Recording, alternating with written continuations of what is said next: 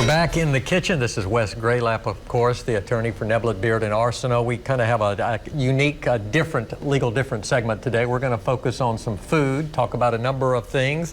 Going to focus on this gumbo. Happy to be here today, Mark. Good to have you, Wes. Good to have you. It's great gumbo weather.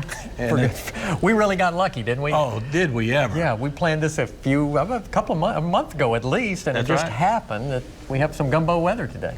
And this is one of my favorite meals. It started back in Reserve, Louisiana. Yeah. The tradition in Reserve is that on Christmas Eve, everybody gets together, family and friends. They make a gumbo, and they bring ingredients from either their barn or their garden. You know, we have the chicken. Yep. We have the andouille sausage. Right. We have the onions, the bell pepper, celery. We call these shallots. A little parsley.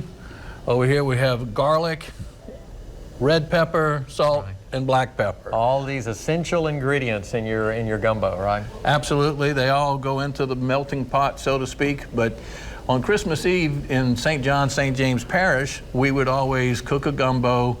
The bonfires on the Mississippi River are always lit on Christmas Eve. That's a tradition that's been going on for many years. That's right. In that area. And so it goes for the children to light the way for Papa Noel. And as the evening grows, people enjoy the gumbo and a few beverages, and then the night ends with Christmas Eve Mass. Right. And then everybody wakes up in the morning and Christmas celebrates is Christmas. here. Yeah. Right. Absolutely. So.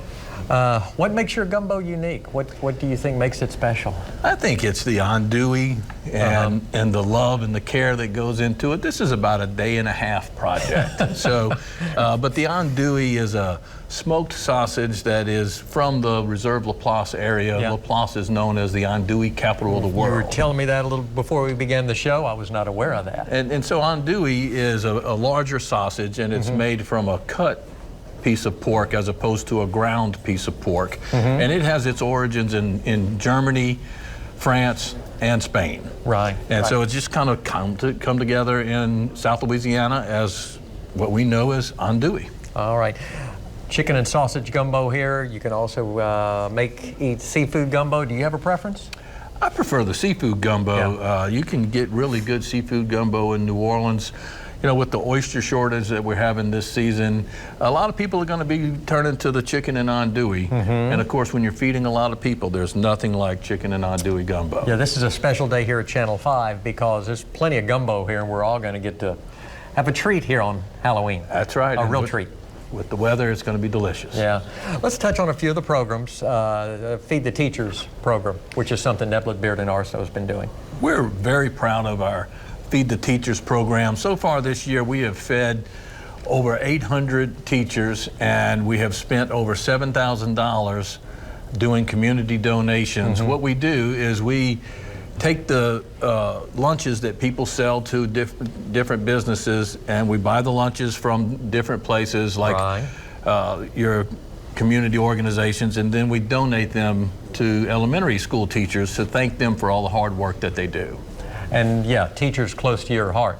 Absolutely. My wife is an elementary school teacher, and so is my daughter. Yep. And these people shape our future by teaching and caring for our children. Exactly. I have my oldest daughter, also a school teacher down in Baton Rouge. So well, yeah, close teaching to both is, of our hearts. Teaching is very important to me. They get them ready for Mr. Carell at LSUA. And, you know. Nice segue. Yeah. Okay. Also, update us on the Distracted Drivers promotion. That's kind of, it's not coming to a conclusion, but it's winding down a bit.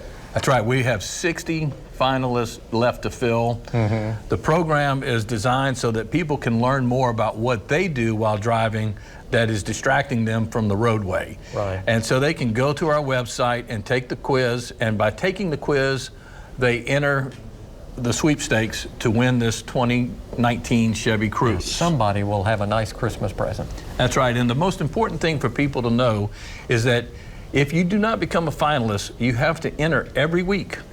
But go to the website, nbalawfirm.com, take the quiz, quiz, and win a chance to get a 2019 Chevy Cruze. Okay, when is the draw-in again for that? The drawing is going to be in January during the AFC Championship game right here on KALB. Right. We're going to do an old-fashioned football board where there'll be 100 finalists. Yeah. And the final score of the AFC Championship game here on KALB will be determining who wins. Gotcha. All right, Wes, we're going to check back with you in just a little while, see how the gumbo's coming along. But then again, I just want to thank you for making the gumbo for everybody here. My pleasure. Yeah, I really enjoyed it, I'm sure. We've got more to come. Dr. Paul. And we're back in the kitchen with Wes Gralapp, working on that gumbo. I mean, we smell it all over the station. It smells delicious. For lunchtime here, where everybody's ready to eat. Well, I hope that you guys enjoy it. I tell you, we have worked on this gumbo for a day and a half. Yeah, I was going to talk to you about the process of making gumbo, what it's like. It all starts with a roux, yep. right? Yep. Everybody has said that. You've heard it in Louisiana kitchens for years. The way I like to start is with 2 parts flour, 1 part oil. And so we just use cooking oil and flour, and we brown it until it becomes a dark chocolate color, all right? Some people, and I do it as well, you know, we have to use advancements in technology. And the best thing about roux advancement is right here. You can get roux already made at the store in the these grocery days. store, yeah. That's right. You're right. But the most important thing is to have fresh ingredients, all that are grown mostly here in Louisiana. Of course, when we get them out of the grocery store, we don't know where they're from. Right. But growing up, I can remember people grew these ingredients in their garden. And that's fresh.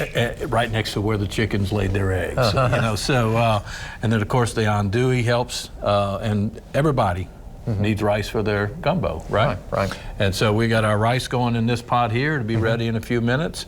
And rice is a simple recipe. It's usually 2 parts water to 1 part rice. Bring it to a boil, 20 minutes. Good to go. There you go. Yeah, so, pretty simple. Yep. What's, you know, everybody has a different gumbo recipe. What makes yours unique, let's say, from some of the other ones? I think it's the color. I like to make a darker gumbo. And the roux then has to be more cooked for a longer period, which brings out some of the flavor and everything. And of course, using plenty of vegetables, the Holy Trinity. The Holy Trinity of the gumbo, right. You know, there's actually a sweet taste in vegetables that people sometimes overlook.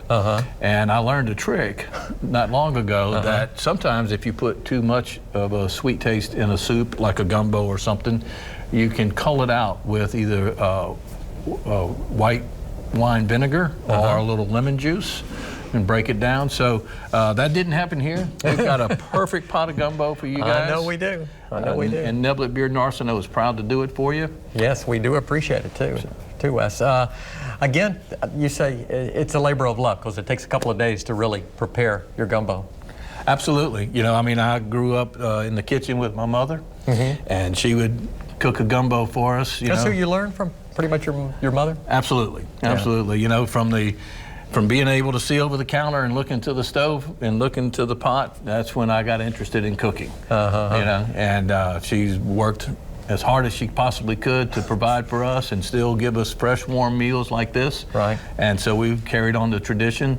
Here in Alexandria, we do a Christmas Eve gumbo and we do an open house. Right. I believe Meredith, your daughter's been I think she's been there before, exactly. Yeah, she's the one that's told me about your gumbo, actually. We really enjoy treating our friends and family to a good bowl I may of come gumbo. by this year. You're welcome. You're welcome. Bring the whole set. Okay. I know that Eric likes our gumbo, so Eric can eat some gumbo. Yeah, Eric can put some gumbo away. All right, Wes, we'll continue to visit with you. Still to come during the second half of our show. We're back in the kitchen with Wes once again. Gumbo's about ready to eat, huh? Absolutely. Our rice is ready. I'll get some of the first. We've garnished. I get the first bowl, by the way. Sorry. He does get the first bowl. He's the host. There you go. Sounds good. So it's ready. We're going to have a good meal just in a few minutes. Again, we really got lucky with the weather. I mean, nice and cool. This is just perfect gumbo weather. And a good holiday for, you know, a lot of people do chili, but in Louisiana we do gumbo for Halloween. So it's a great day for it. All right. Let's touch real quick on the distracted driving promotion, which is wrapping up. Somebody's going to go home with a free car. That's right. It's very important to us at Neblett Beard and Arsenault that people pay attention when they drive. Yeah, exactly. We have seen so many advancements in our car and in our handheld Easy to devices. Get distracted. Yeah, just like I did. So we have 60 finalists left to fill, and every week you can enter to win, and we're going to give away a 2019 Chevy Cruze. What's your favorite? You hungry, Tyler? I'm always hungry. Never known that about you. I have a high metabolism, Mark. I always have. You're looking forward to some of this gum. You still have to do the noon report, the noon show. But Well, why did you have to say that? We'll save you some. Don't worry. I don't know about you, Mark. You're gonna get after it here. This is a big pot. Big pot. This feeds about 60 people, so. I think that's perfect for the TV station. Or one Mark, right? 2 days of tender, loving care. Oh yeah, it's gonna be good. Yeah. All right, Wes, thanks again for making the gumbo. We really appreciate it. Thank you, Mark. It's great to be here. All right, and we'll wrap things up. Our noon report, it's coming up in just a few minutes. Look at that. Look at that gumbo. Man, doesn't that look good?